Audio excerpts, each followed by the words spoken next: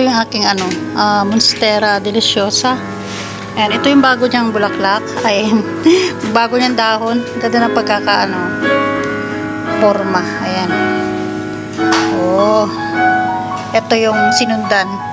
Pero hindi siya slice. Ito. Namumroblema ako kasi natatakot akong baka itong kanyang root bound ng roots lumabas na. Ayan pero natakot akong putulin kasi baka hindi natin alam kung ano mangyari, diba? Natakot ako, pero bala ko dito siya alisin dito kasi hindi dito yung ugat eto. Naku. Ayun. Ayan. Kaya natakot ako siyang i-propa. I-check ko muna kung paano ko ito i-propa.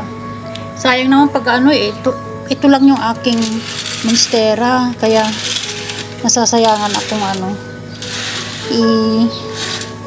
i-propagate na baka masira. Diba? Ayan kanyang ugat. Lumabas na talaga. Root bound na siya. Ang ganda tingnan nyo. Tsaka ang laki niya. Ang laki niya. Grabe. Sobra isang sobrang laki. Ayan, ito rin. Ganun din. Alam niyo nilalagay ko dito. Yung lang. Hugas bigas. Ito yung umaga. Ayan, mayroon pa nga mga parang bigas-bigas na yan dyan. Ito yung umaga pagka hugas bigas lang. Ito, natatamaan na naman siya dito sa sikat ng araw.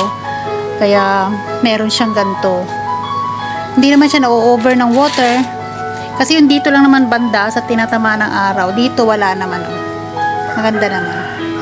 Ayan. Thank you guys. I-update ko na lang kayo pag sakaling na-propagate ko na. Pag nailipat ko na siya sa kanyang sa kanyang ibang pot or puputulin ko para ipropa. Ganun na lang. Pag-iisipan ko muna. Sasayangan kasi ako pag ito nasira. Diba sayang? Monstera to pero pag ganun siya ewan ba't ganyan. Ang aking Monstera deliciosa na nag-root bound. Ayan. Dalawang malaki. Tigas nito. Ayan. Thank you guys. Ko na lang kayo.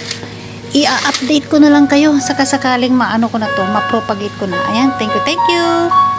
Bye bye. Please follow for more. Thank you.